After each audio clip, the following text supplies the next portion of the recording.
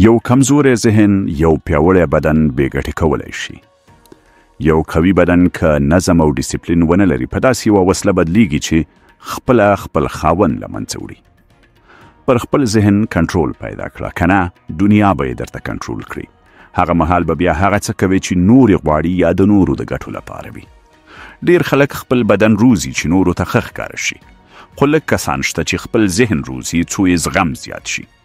رښتیا دا دی چې درد له ذهن نه پیلېږي، ننګونو ته تسلیمیدل هم له ذهن راټوکېږي او بریالیتوب او هوساینې ته رسیدل دا هم له ذهن نه پیلېږي.